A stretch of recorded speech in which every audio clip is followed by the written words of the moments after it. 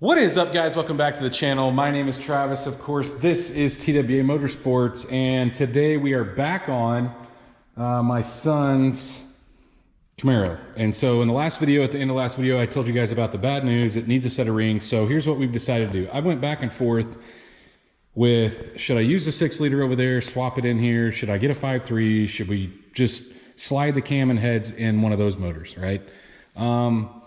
Ultimately, I really don't want to do that. I don't want to put the weight on the front of this car. Those motors are about 80 pounds, 60 to 80 pounds heavier than this motor. If we go to a 5.3, it's going to make a little less power. If we went to the 6-liter, it may make a little more. I don't think it'll outdo, though. Let's say that one, the 6-liter over there, made 20 more horsepower. I don't think that would compensate for the 80 pounds additional weight on the front. So ultimately, you'd be in the same boat.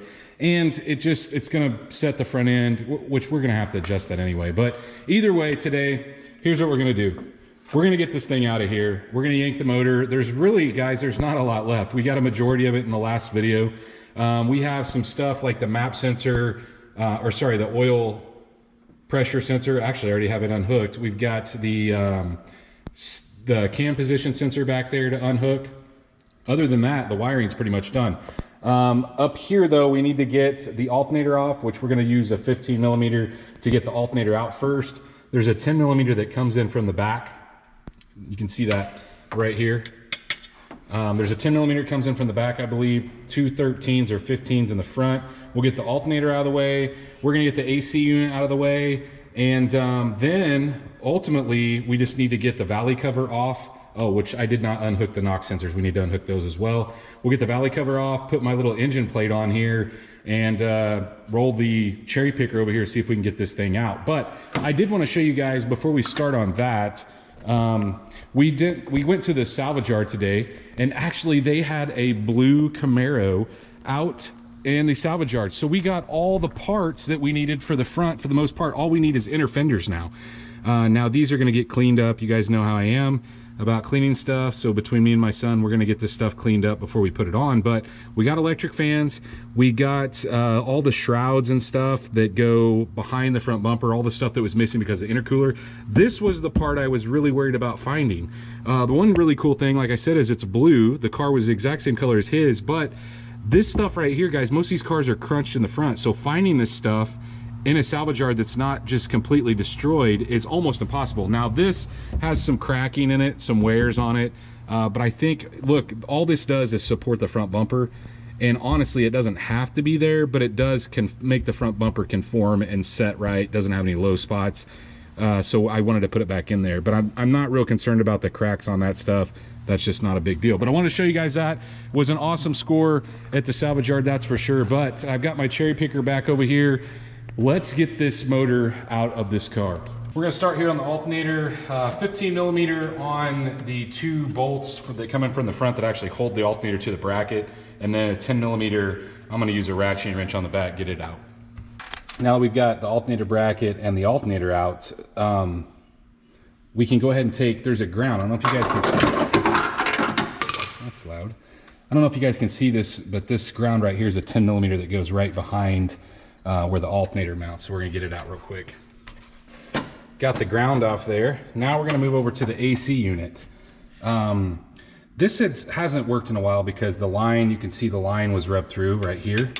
But we need to crack the lines off. We need to get this out of the way. But before we do that, there is one other piece of wiring that goes down right here. You can see this line runs down to the front. So I'm gonna use some, basically a flat blade screwdriver and unplug that clip you see right there, get it out of the way. And then these are all 15s as well, so you're going to have a series of 2 15s that hold the actual compressor to the housing or the actual bracket, and then you will have a set of these that hold the bracket to the engine. So that's kind of the way it's designed. I may be able to yank it all out as one since we have the AC condenser out and the lines are unhooked down here. So I'll just kind of show you guys as we go. So he's taking the knock sensors out of the top. 7/8 is what this one has. Different ones are different sizes. Generally the originals are 7/8. I've got the 13 millimeter out of the back of the line set here. You can see we got it loose. You need those loose in order to drag your bolts out of the top. So now we've got the top ones, we got to go to the bottom, then the compressor will be loose. Got the compressor off, as you can see, and now I've got one of the 4 bolts that hold the bracket on. So you can see, well, maybe you can see one right here is the one that I took out. There's one back behind it and then 2 up top, and I label these in a bag separately. I put AC bracket on this one. Same thing though, guys, it's 15 millimeters, so we'll get those out and the AC bracket will be completely out of the way. And then he has got almost all the 10 millimeters out of the valley cover here. As you can see, he just lacks the back two, the very back two. And then we can get the valley cover out since he's got the knock sensors out of the way. So at this point, I'm pretty sure I can get this thing out with the harmonic balancer on it, but I may have to take that off. But there are 2 more things, guys. There's a ground here on the driver's side, or sorry, passenger side of the block. You can just see it, the top of it right there. Hopefully you guys can see that. And then their crank position sensor needs to be unplugged. I didn't unplug that because, well, we didn't plan on taking this motor out. So at that point, we're gonna go ahead and lift the valley cover off. I think all the electronics are unplugged and we're ready to put my plate on top. We're gonna have to lift the lift up a little bit to get the cherry picker underneath it. But other than that, we're just down to the 2, I believe they're 18 millimeters that hold, if they're the stock ones. I don't know if they're stock or not. They may be 21, but I'm pretty sure they should be 18. We are ready to take this thing out. I knew we didn't have long. We're gonna attempt to pull it out with the harmonic balancer on it. If it gives us trouble, we'll set it back down and we'll take the balancer off. We're gonna have to take it off either way. Don't really know why I'm not doing it now, but I'm not. So either way, guys, 18 millimeter is what it is. And so I'm gonna hold the wrench on the back side. He's going to zip off the 2 nuts on the front side. And then we're gonna attempt to hoist this thing out. I do have my motor plate on there, guys. If you do not have one of these for an LS motor, they come in so handy, not just for pulling motors out of the top, but they're really nice for, you know, moving motors around the shop, like what I've got over there on the engine stands and whatnot. I definitely recommend it. I will list that in the description down below, as well as any other things that we're using. But let's get this thing out.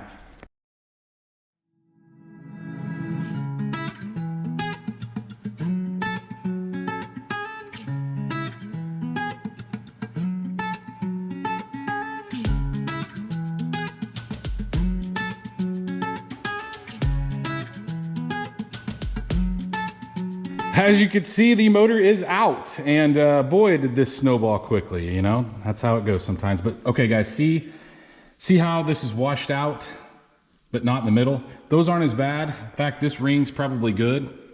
But if you look over here on this side, that's the telltale sign, right? So look at that. That's the first thing he said to me when he came out here. He's like, need a set of rings. And so what we're going to do is my son is taking the head studs out. Then we're going to take basically the whole engine down to a short block. I don't know if we may go ahead and pull the cam too. Just depends on how he wants it. I don't think he's going to care if I go ahead and do, like, I don't think I'll have to do that. He can do that. And, but we want to get all the accessories off, you know, like the motor mounts, the head studs. I'm going to go ahead and take this guy off too. Well, guys, it's been 2 weeks, I think, since I showed you us taking the motor out. And a lot of things have transpired since then, let me tell you. So what he's doing right now, using some simple green, some super clean, some purple power, a little bit of everything, kind of a cocktail of stuff. Cleaning this out. I told him I refuse to put a motor back in when the thing's dirty, and he's already making it look so much better. Just look, he's already went over that. Looks so much better than this side. It's definitely going to clean up well, guys. You know, with this low of miles, it's going to look good. But on to what what has transpired. So we got the transmission back. I actually decided it was popping out a third, and so I have a local gear shop that I took it to, and they took it apart, guys. It did need a third gear. He adjusted the stops on the shifter. He said, I'm not a big fan of these aftermarket shifters. He said I ran the stops back a little bit. He said I may have been a little too close. He reverse gear, he said, had a little wear on it. He turned it around. I guess that's a trick that you can do on these in order to not have to buy a new gear. He said it probably would have been fine, and if you didn't notice it, it probably wouldn't give you any issues. He put new synchros in, and so we have this back. And honestly, guys, didn't charge me a ton of money to do that. I want to say it was like 600 bucks to get all of this sorted out. So he shouldn't have any issues with it popping out a third. I figured, you know, since it's out, let's go ahead and get this done. So I took this, got it back. He did say, do not put that royal purple crap back in it. I don't, guys, look, I noticed when we drained it, it looked like royal purple. He said, do not put that back in. But onto the engine and what's going on with it. So, you could see that we don't have an engine here, right? So it's not in the shop.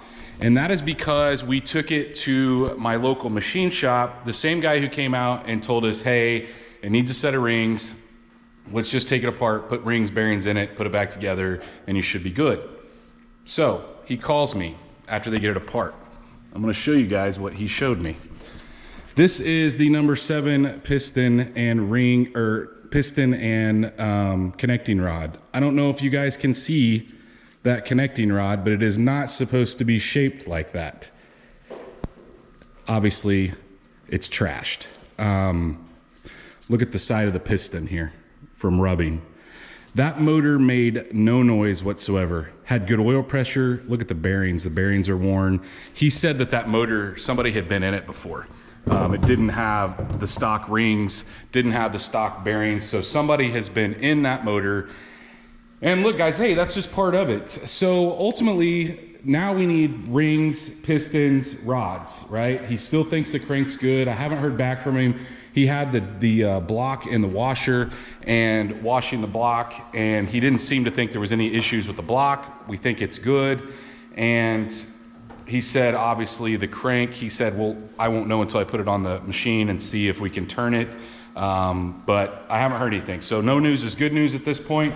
So what are we gonna do? Like, I'm not going to build a forged bottom end for this car. He said something about just buying some pistons and putting some Gen 4 rods in it, putting them back together. So ultimately, here's what we had decided to do, guys.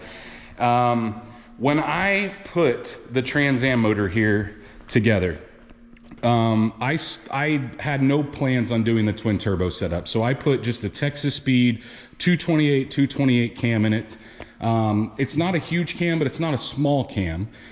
And I also had Texas Speed port a set of LS6 heads. So my plan as of this point is, because this really wasn't spec'd out for a turbo build, I think I'm going to have him put some forged internals in his block, and then I'm gonna put his block with the forged internals in the Trans Am. So as opposed to me, you know, spending a bunch of money on stock parts to go in his car, why not have, this is a 70,000 mile motor, guys, so no issues whatsoever. I took it apart because it had a small oil leak. Now, we are gonna have to swap some parts over. I'm gonna put, I'm not gonna put this alternator on, and I'm gonna keep that. I'm going to take my oil pan off, obviously, because it has been drilled and tapped for the turbos, and I've got a new oil pan for his car right here.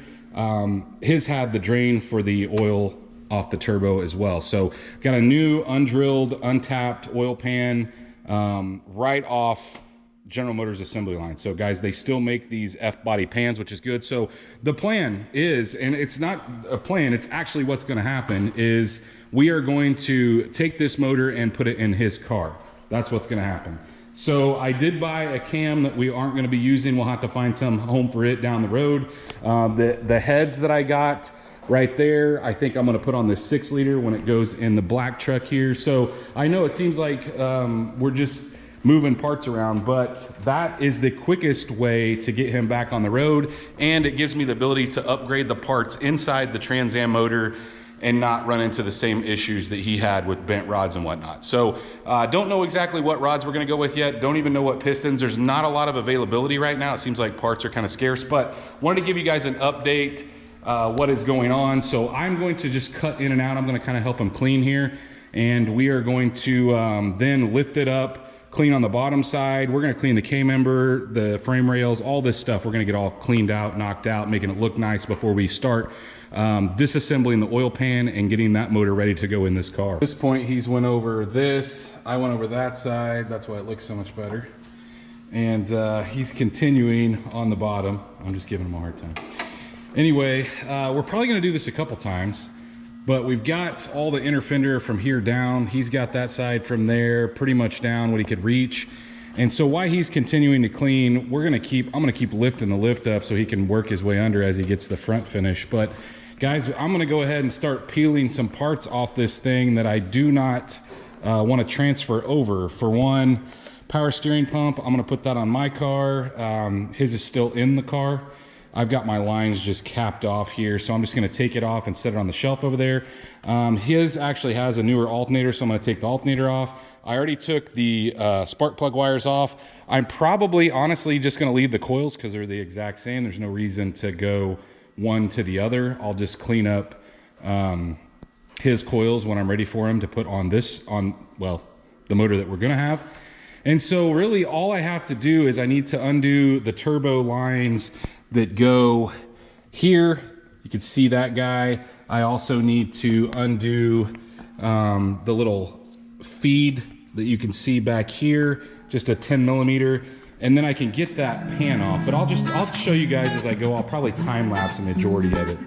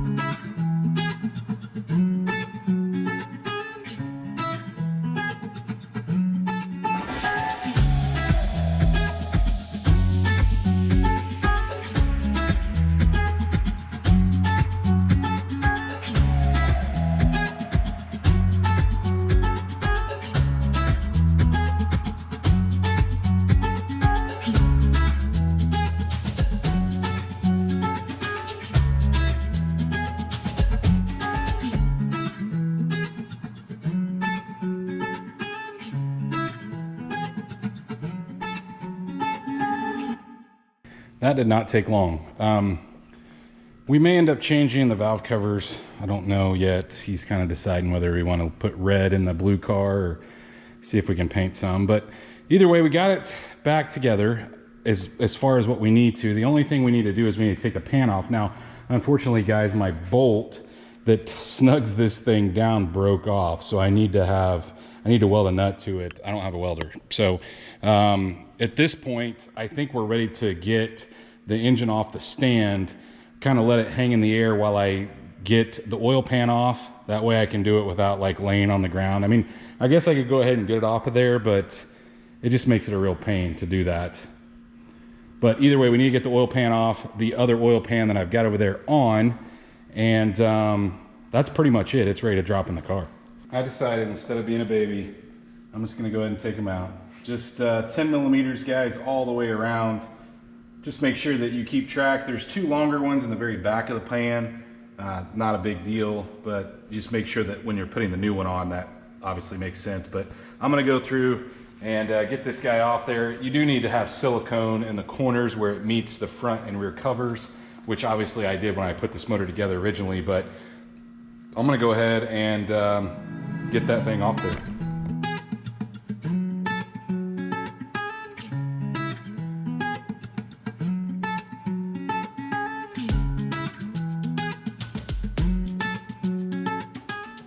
Now, since I already had this pan on and put some sealant, oh, look, the gasket stayed on.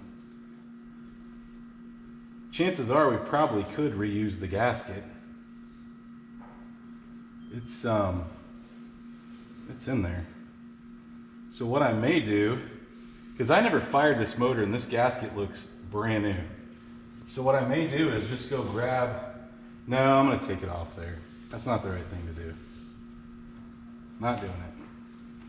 The new pan came with the new gasket and it's actually still riveted on. So we're just gonna ditch this one.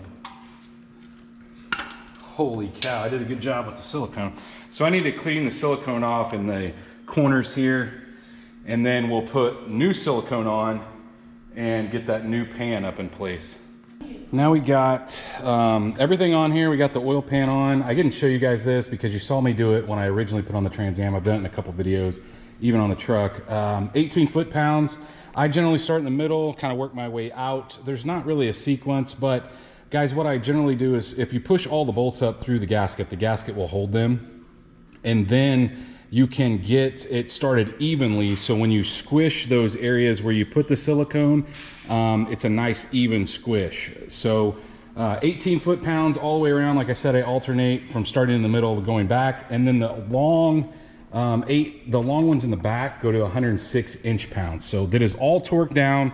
At this point, we are ready to put my center lift that we used. You guys saw me, that bracket that we lifted the motor out. Once we get that on there and everything's cleaned off under that hood, we are ready to stab this thing in here. Not sure, like I said, whether we're gonna keep the valve covers. We can always pull those off once the motor's in the car. But for now, we're probably just gonna set it in like it is. The other thing is I do have spark plugs in here.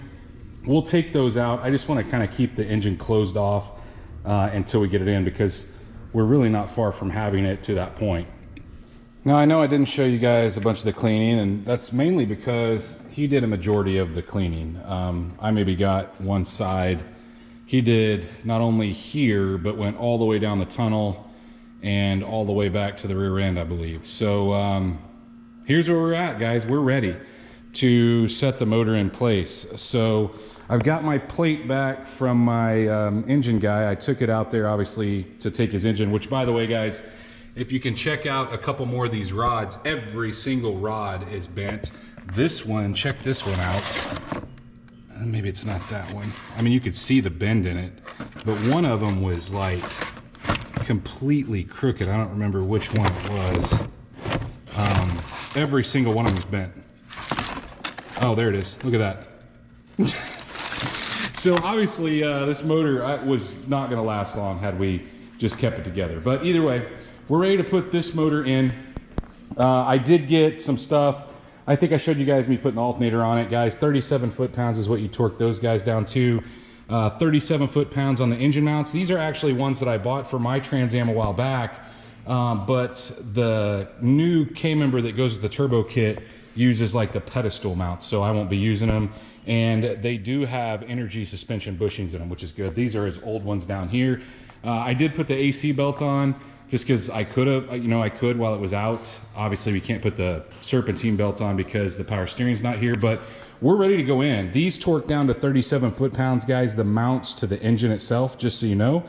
And I don't know whether we're gonna be able to get it in with the valve covers on it. We may have to take those off. I'm hoping not, because in order to do that, we would have to take the coil packs off, but we're gonna see. We're gonna put the plate on and we're gonna swing it over here, and I'll try to time lapse it as we're putting it into place. We do need to move some wiring around to make sure that it matches up. As a matter of fact, let's just look at that now. We have this guy here. So this needs to kind of go up and over. Colin, can you come grab this? Pull that through there. Don't put it on the paint, but just set it up here. So that's gonna go there. This guy can probably, this is the traction control / throttle control. It can kind of sit over here for now. Trying to be easy, not to scratch anything. This is for the injectors on this side. We'll try to keep it over here. But ultimately, we can still negotiate a lot of this wiring as we're going in.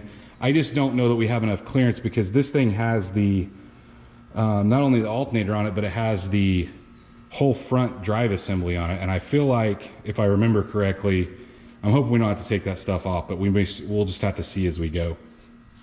As you can see, he's lifting it up. We got it off the engine stand, which, guys, my engine stand bolt that allows it to rotate, like I said, broke. So makes it kind of suck. But I am excited. I got an LS plate for that. I'll show you guys here in a minute. At least I hope to. We're going to see if we can get this thing in here. I don't know. We may be close on the hood. But I'll probably time lapse this so you guys don't have to listen to our struggle. But we're going to roll it over here and see what we get.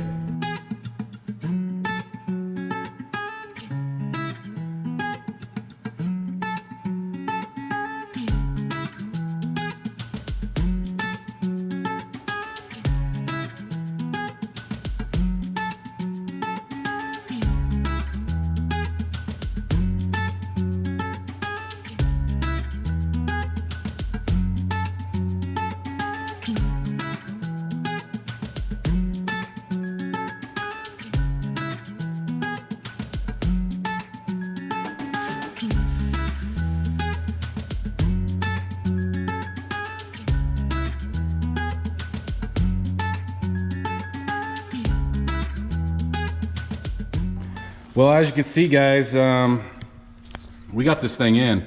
You know what I think I will do? No, I'm gonna leave it. We're gonna be done for tonight. I do want to show you guys though, he's gonna continue cleaning on the bottom tomorrow while I'm at work. And, but all we had to do, I had to have the plate, we had to move the plate a little further forward. I need an adjustable one, you know, the one with the reel on it, so we can move angles back and forth. The reason it was angled the way it was is because we have all this front drive assembly on. When we took it out, remember, we took all that stuff off, but I didn't want to put new gaskets in. This was already together, so it's good. But we did have to move that forward in order to get a little bit of tilt on the motor to get the bolts started. The two really long bolts that go through the motor mounts. Now, look, with an aftermarket K-member, it does make life a little easier reaching around stuff. But I'm gonna show you guys here real quick this new part that I got for my engine holder that is LS based. So I'm gonna go grab it real quick and we'll see if we can get it assembled.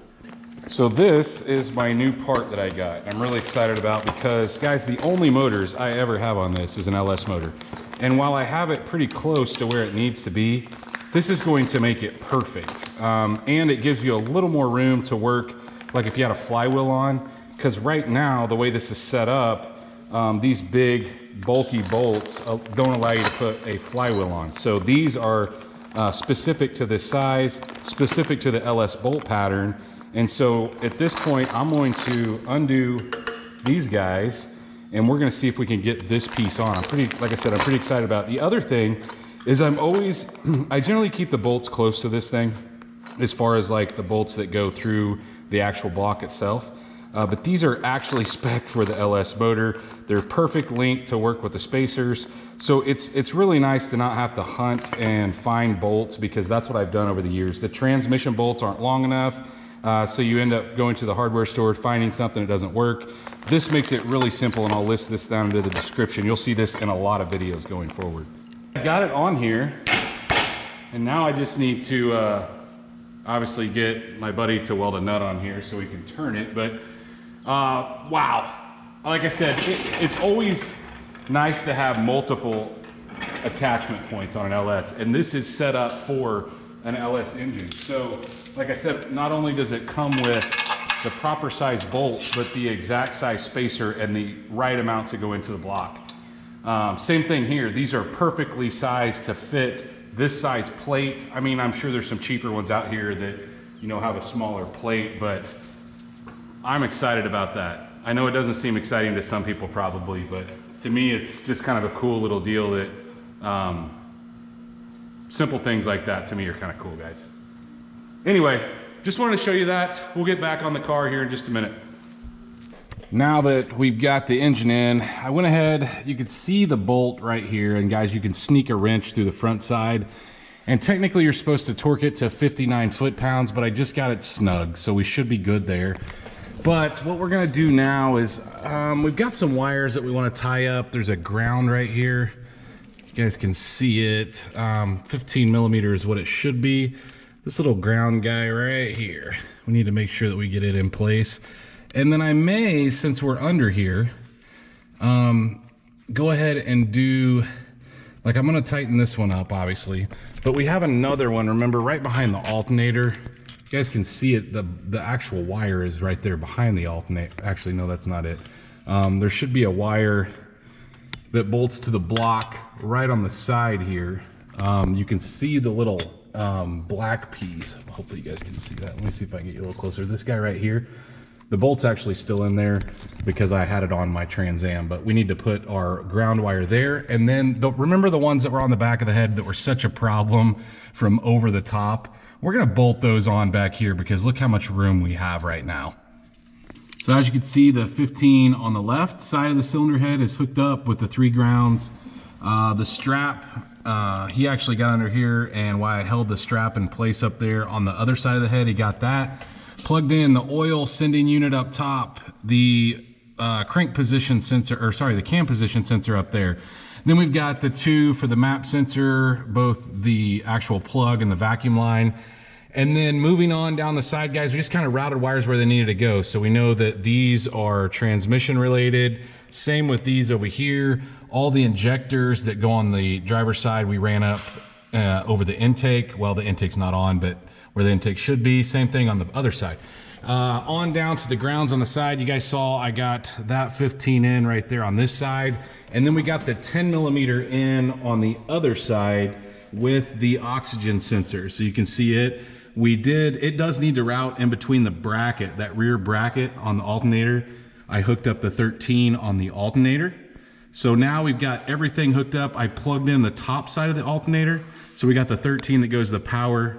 We got the ground on the side of the block, and then we got the actual plug that goes in the alternator. And then I did plug in the coolant temp sensor up there on the top of the head. The only reason I did that is just so I could see kind of where I wanted to route the wires. So it gives you kind of an idea of what we got going on down here. So we're gonna let this thing down and get up top and go to work on some of the stuff on the top side. Now that we got this thing set down on the ground, I feel like it's only natural we should put the power steering pump in first. It sucks.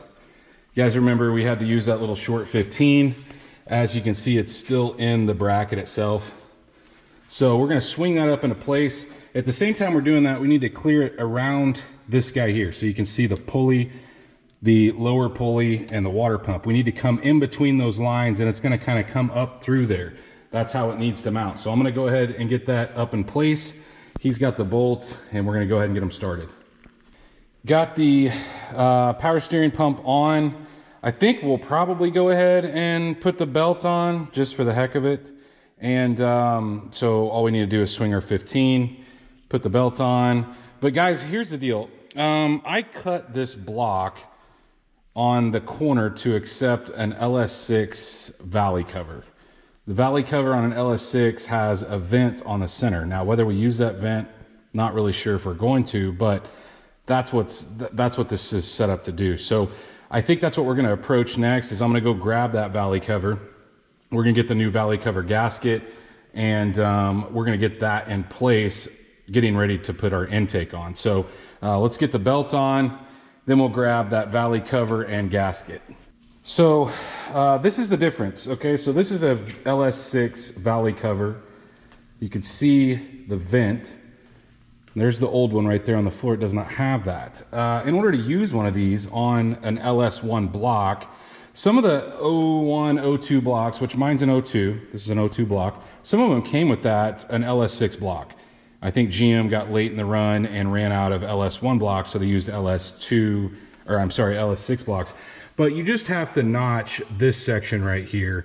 And so I did that a long time ago, guys. As a matter of fact, probably a couple years back, I notched that and did this. So the cool thing is nowadays with catch cans and improvements in technology, you don't necessarily have to do that anymore. So would I do it again? Probably not, unless the engine was like, you know, like now that we've got one at a machine shop, maybe I'll cut it. But it's just a pain because you have to, you know, block everything off so it doesn't get metal shavings in it. So either way, we're gonna get this thing flipped over, put in place. I don't even know that we're gonna use that vent, depending on what catch can we go with. But I am gonna clean up the surface area on the motor real quick, and then we'll set this thing in place. Comes with new bolts, I'll list all this stuff down in the description below, both, whether you wanna go with the LS1 style and just get a new gasket, and use your old bolts, or if you want to go this route. So he is torquing down the valley cover bolts. They go to 18 foot-pounds, guys. Okay, whoa. You got the 18 there. Did you hear it click? You swung right past it, but that's okay. So 18 is what these get torqued to. They need to go 1, and it doesn't really matter as long as you start in the middle. 1, 2, 3, 4, 5, 6, 7, 8, 9, 10. As long as you go here, these really don't really matter as much. But don't swing past. Look, this is a different kind of wrench, so you can't feel it quite as much. You just got to take your time. But he's going to torque all these down to 18, and then we'll grab the knock sensors and get those in. Now that he's got that torque down, guys, you want to look down in your valley and make sure that I probably should have told you this earlier, but make sure that your rubber grommets lined up. You can see the little rubber grommet down the very end, which is where these guys set, which these are brand new knock sensors, guys. Anytime you take an intake off, I suggest getting new knock sensors and a new knock sensor harness like he's holding right there. Just do it, okay? I know they're expensive. These are genuine GM parts. I only buy GM knock sensors. Don't cheap out. I know they're expensive. But either way, we need to get these in. I thread them in by hand, generally a 7/8, and they go to 15 foot-pounds. Got the knock sensors in, got the knock sensor harness on, got the knock sensor harness plugged in. Okay, so now we're ready for the intake. I wish I had thought about this a while back when we took the intake off, but it was sitting over on the table.